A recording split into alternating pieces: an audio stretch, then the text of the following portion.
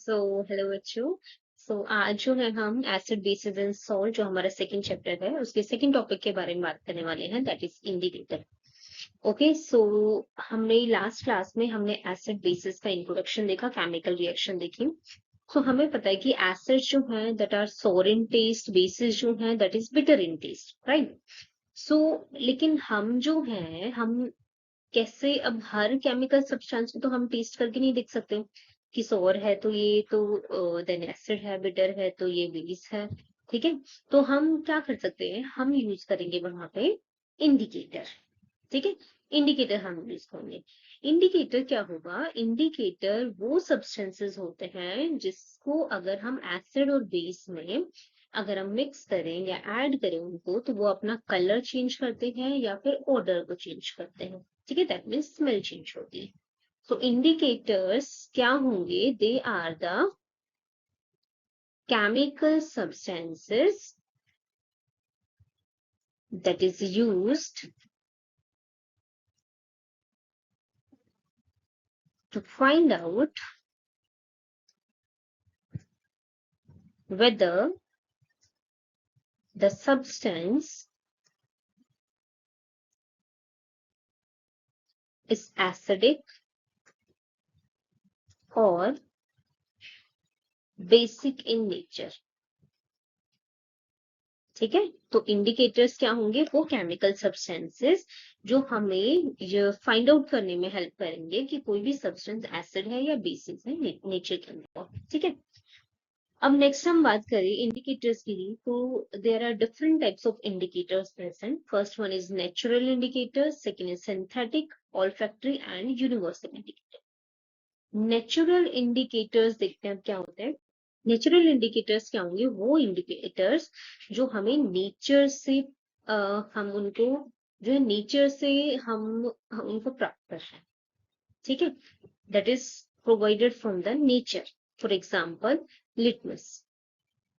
अब लिटमस जो है वो दोनों फॉर्म में आता है, एक सॉल्यूशन की फॉर्म में भी आता है और एक जो है वो पेपर की फॉर्म में भी आता है, फिर हम बोल सकते हैं कि स्ट्रिप्स के फॉर्म में भी आता है। ठीक है, तो लिटमस पेपर या फिर लिटमस सॉल्यूशन। अब ये लिटमस जो है वो हमें कहाँ से मिला, नेचर से मिला। अब नेचर से कहाँ से मिला हमें, ये मिला हमें लाइकेन प्लांट से। ठीक है, that is occurred from the lichen plant. तो नेचर से हमें ये जो है मिला, तो इसी वजह से हम इसको नेचुरल इंडिकेटर बोलते हैं। सॉल्यूशन की फॉर्म में भी प्रेजेंट है, पेपर स्ट्रिप्स की भी फॉर्म में प्रेजेंट होता है। ठीक है, अब देखो ये जो है इसका अभी हमने पता किया कि इंडिकेटर्स अपना कलर चेंज करेंगे जब जैसे ही वो किसी एसिड बेसिस के कांटेक्ट में आएंगे। तो यहाँ पे लिटमस जो है वो किस तरीके से करेगा, देखो एक है रेड लिटमस पेपर और एक है ब्लू।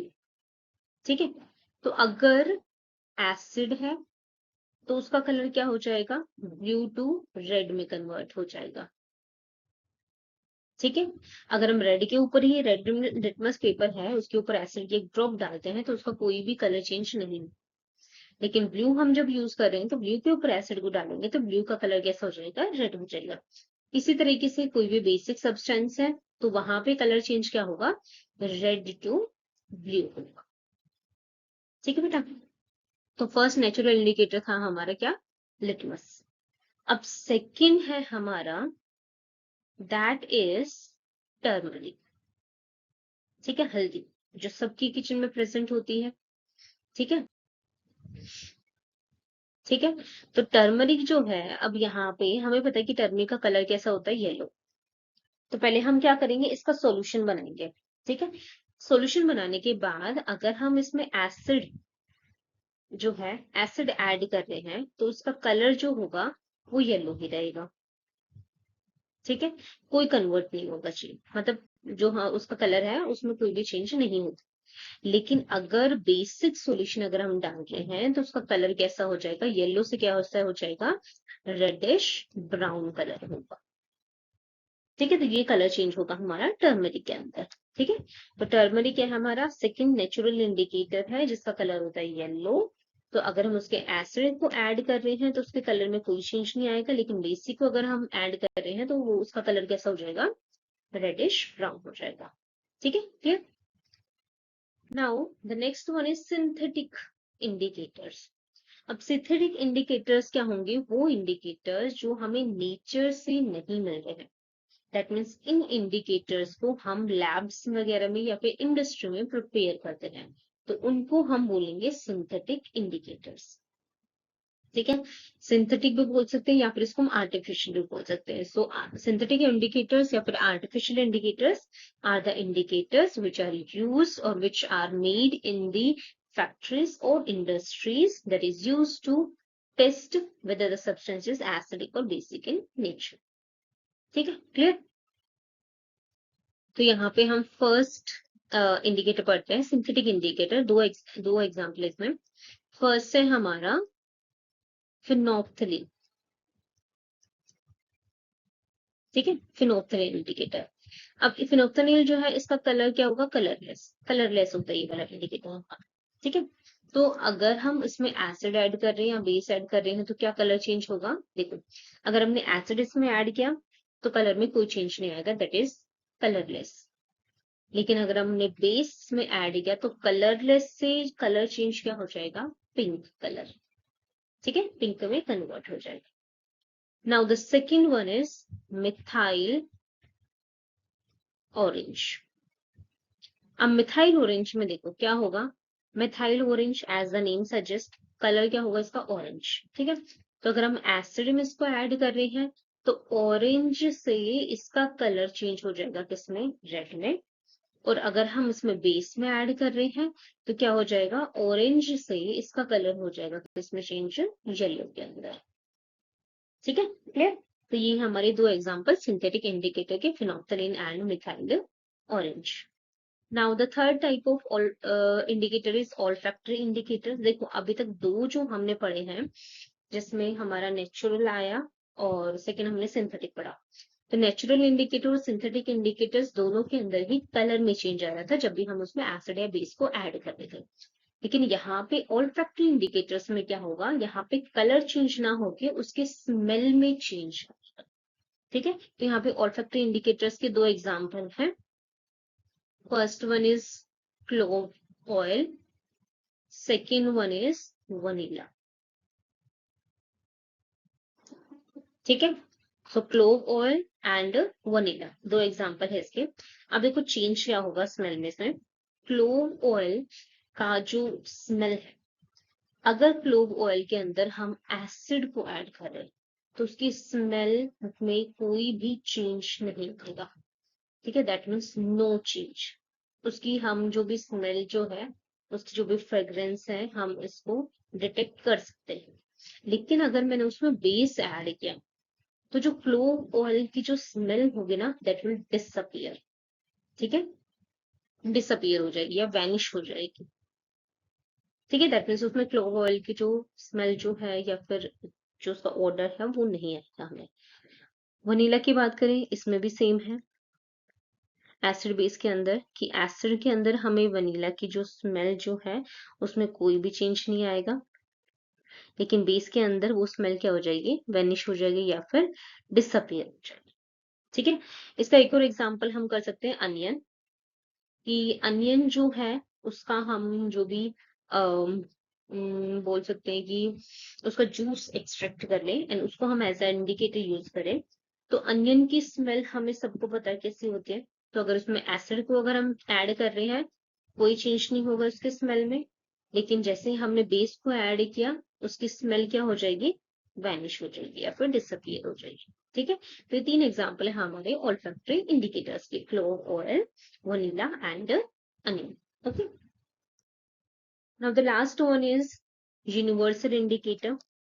देखो अभी तक हमने तीन इंडिकेटर के बारे में पढ़ा, that is natural, synthetic, olfactory, जिसमें कलर में चेंज आ रहा था, स्मेल में चेंज आ रहा था, और उन इंडिकेटर से हमें पता चल रहा था कि कोई भी सब्सटेंस जो है वेदर इट इज एसिडिक और बेसिक इन नेचर। अब जो यूनिवर्सल इंडिकेटर है that is a mixture of many indicator, बहुत सारे इंडिकेटर का मिक्सचर है ये। ठीक है, क्लियर? तो it is a mixture of many indicator. तो यहाँ पे क्या होगा कि यूनिवर्सल इंडिकेटर में हम पता लगा सकते हैं, इसके थ्रू हम पता लगा सकते हैं कि कोई भी एसिड या फिर बेस ये जो है कितना स्ट्रॉन्ग है या फिर कितना week. That means with the help of the universal indicator, we can find out the strength of an acid or a base. ठीक है, उसकी स्ट्रेंथ का हम पता लगा सकते हैं कि कितना स्ट्रॉन्ग है एसिड हो या बेस या फिर कितना वीक है. ठीक है, तो वो हम यूज करेंगे किसे, यूनिवर्सल इंडिकेटर. यूनिवर्सल इंडिकेटर में हम क्या यूज कर रहे हैं, हम पीएच यूज करते हैं. हम यहाँ पे पीएच की फुल फॉर्म यहाँ पे क्या है, देखो यहाँ पे पी जो है, दैट पी stands for पोटेंज,